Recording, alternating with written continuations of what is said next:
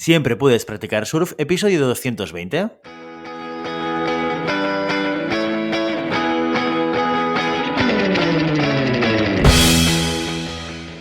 Bienvenido y bienvenida a Siempre puedes practicar surf, el podcast diario sobre recursos humanos. Este podcast está pensado para profesionales de recursos humanos, gerentes o jefes de equipo y podrás encontrar técnicas, consejos, ideas, conceptos y noticias sobre la gestión de personas. Eso sí, con un enfoque práctico y aplicable. Hoy episodio 220 del jueves 5 de mayo del 2022, programa dedicado al monográfico del mes en el que explicamos de forma muy concreta y concisa conceptos relacionados con recursos humanos. Pero antes dejadme que os recuerde que podéis encontrar más contenido en nuestro blog e información sobre nuestros servicios en nuestra web, en globalhumancon.com. Desde allí os podéis apuntar a nuestro newsletter para no perderos nuestros webinars, streamings y todo el contenido de actividades que organizamos desde la consultoría Global Human Consultants. ¿De qué va esto de los monográficos? Cada jueves explicamos de forma concreta y concisa conceptos relacionados con recursos humanos. ¿Cómo lo hacemos? Pues cada mes seleccionamos un tema y a partir de ahí cada jueves lo dedicamos a explicar uno o varios conceptos importantes que tienen que ver con ese tema en cuestión. Esta semana hemos empezado el mes de mayo, lo que significa que es el turno de empezar también una nueva serie de monográficos. Pondría la mano en el fuego y no me quemaría si dijera que uno de los vértices más conocidos de recursos humanos es la búsqueda y evaluación de personas. Y mira que en recursos humanos hacemos cosas, Pero bueno, supongo que esta parte de nuestro trabajo es el que más se ve desde fuera y por eso es tan popular. Pero, ¿qué es exactamente un proceso de búsqueda y evaluación? Si tuviera que definirlo de alguna manera, diría que es un proceso de búsqueda de talento que implica unir dos piezas. Por un lado personas y por el otro lado organizaciones. Personas que buscan proyectos con empresas que necesitan profesionales capacitados para asumir una o varias responsabilidades. Aquí el trabajo del recruiter está en encontrar a la persona adecuada para el proyecto adecuado y unir esas dos piezas para que funcionen correctamente. Bueno, como ya te puedes imaginar, este no es un proceso sencillo y se necesita conocer muchos aspectos tanto de la persona como de la empresa. ¿Qué métodos se utilizan para llegar a ese conocimiento? Pues, como bien sabes, la entrevista es uno de ellos. Durante esta charla y haciendo las preguntas adecuadas, podemos hacernos una idea del grado de adecuación de una persona a un puesto y empresa. Pero ¿qué pasa? Que en una charla de 1 o 2 horas de duración hay muchos aspectos que se quedan en la superficie y hay veces que es necesario profundizar un poquito más. Es en estos casos cuando nos servimos de la ayuda de los test psicométricos. Y es de eso de lo que vamos a hablar este mes. Gracias a estos instrumentos podemos conocer algunas características de los candidatos y candidatas que nos sirven para comprender algunas facetas un poquito más ocultas que son difíciles de revelar a través de las mencionadas entrevistas.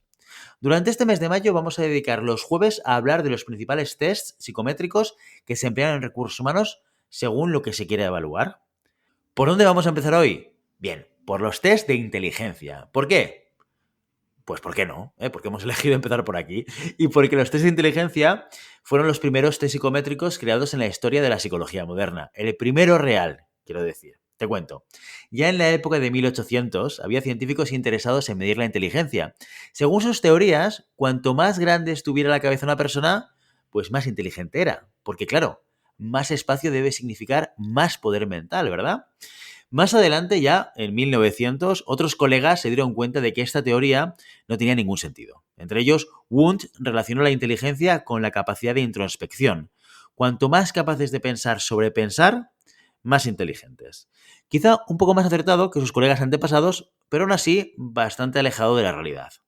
Lo cierto es que el primer test de inteligencia formal llegó en 1904, desde Francia, cuando el ministro de Educación le pidió al señor Alfred Binet y Theodore Simon que idearan un sistema para categorizar a los niños normales, entre comillas, de los que tenían dificultades en el aprendizaje. El objetivo, crear una línea educativa especial para estos últimos, adaptada a sus necesidades para que no se quedaran atrás y para que no dieran problemas en el futuro y pudieran convertirse en ciudadanos de provecho. Una ética y unas intenciones un poco discutibles, pero bueno, oye, que estamos hablando de soluciones adaptadas. No nos podemos quejar siendo principios de 1900. El caso es que el resultado de esta petición fue la publicación de la escala métrica de inteligencia, un test de dificultad progresiva adaptada a cada grupo de edad. Por ejemplo, si un niño de 6 años podía superar el test correspondiente a su edad, tenía una edad mental acorde a su edad cronológica. Pero si no, según el gobierno francés de la época, sería un niño con retraso mental. Los componentes de este test evaluaban dimensiones como el razonamiento lógico, la inteligencia verbal, la matemática y proporcionaba información sobre su desarrollo intelectual. Este test se popularizó tan rápido como la pólvora y traspasó fronteras hasta llegar a los oídos de William Stern.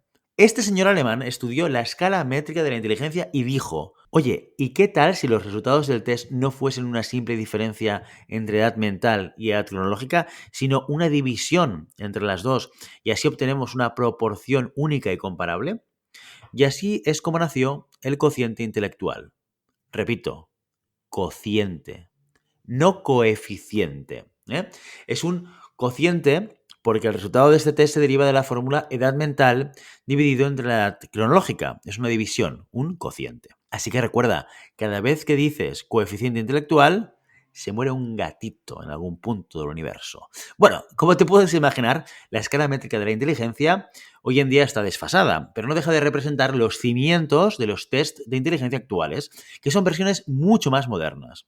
¿Se usan en la selección de personal? Bueno, pues sí, en algunos casos y para algunos puestos hay empresas que miden la inteligencia de los candidatos, pero con otros test que veremos a continuación. El primer de ellos es el test de Raven, o matrices progresivas.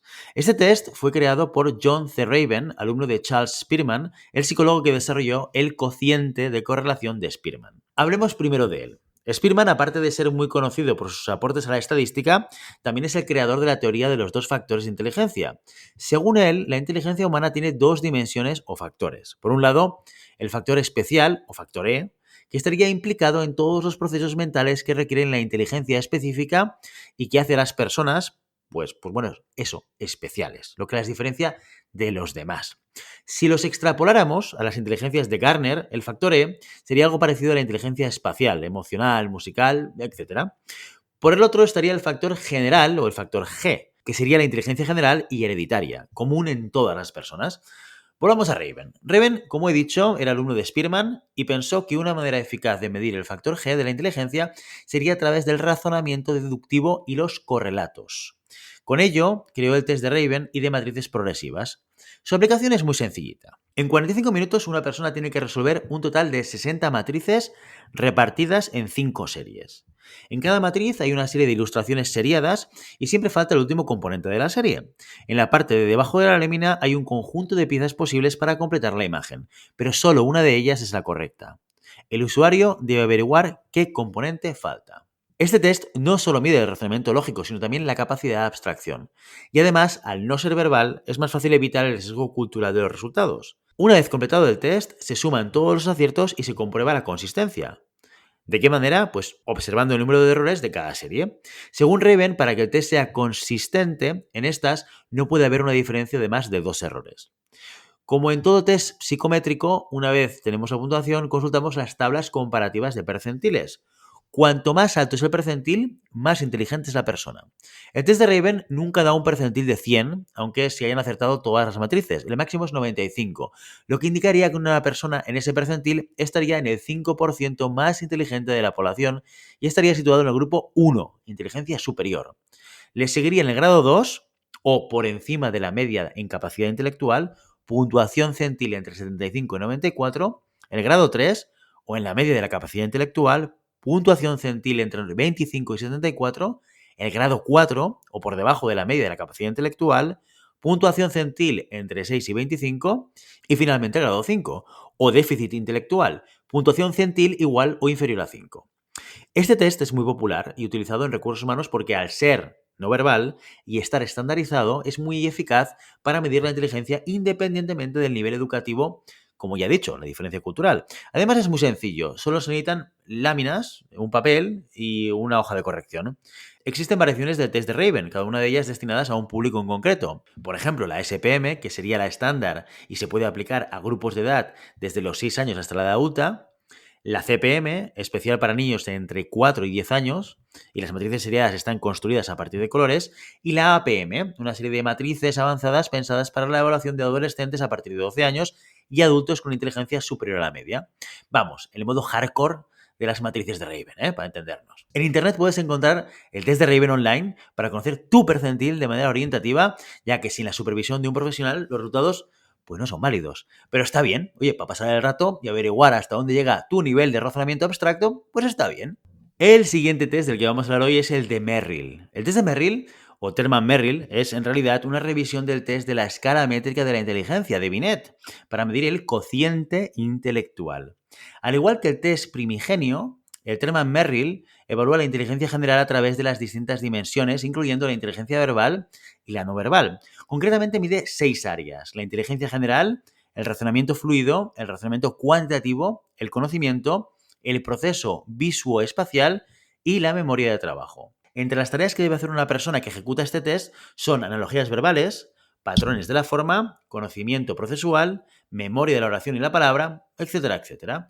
Al igual que en el test de Binet, el de Merrill sirve para obtener el CI y el grado de aprendizaje de cada persona evaluada en las distintas dimensiones, y se sirve de 10 subtests o pruebas estructuradas cuyos objetivos de medición son el sentido común en las relaciones sociales, capacidad de comprensión, conceptualización verbal, conocimientos idiomáticos, habilidad de síntesis, concentración y trabajo bajo presión y anticipación de situaciones para predecir resultados a través de la resolución de problemas. El test de Terman-Merrill es uno de los test de inteligencia más antiguos que existe y por eso en la actualidad muchos profesionales critican su uso y recomiendan utilizar pruebas más modernas. Y aunque es cierto que su uso en recursos humanos es minoritario, en el ámbito escolar todavía tiene bastante fuerza. ¿Conocías estos tests? ¿Los has utilizado? ¿Los has aplicado alguna vez? Me gustaría conocer tu experiencia, así que déjame un comentario a través de iVoox o en nuestras redes sociales. Y si crees que me he dejado algo en el tintero o que no he mencionado algún test mucho más importante, no te cortes y dímelo. Estoy encantado de escuchar vuestras opiniones. Y mientras tanto, ya lo sabes, no puedes detener las olas, pero siempre puedes practicar surf. Y hasta aquí nuestro episodio de hoy. Como siempre, queremos invitaros a que os pongáis en contacto con nosotros, nos deis vuestra opinión y nos sugeráis algún tema o alguna pregunta concreta. Lo podéis hacer a través de la página de contacto en globalhumancon.com/contáctanos o a través de las redes sociales. Estamos en Facebook, en Instagram, en Twitter y en LinkedIn. Y si el contenido de este podcast te gusta, no te olvides suscribirte, darnos 5 estrellas en iTunes y me gusta tanto en iVoox como en Spotify. Igualmente recuerda que puedes encontrar más contenidos, noticias y recursos en nuestra web, en globalhumancon.com. Muchas gracias por todo, por tu tiempo, por tu atención y por tu interés en estos temas sobre gestión de personas. Nos escuchamos mañana viernes con el programa sobre preguntas y respuestas. Hasta entonces, ¡feliz día!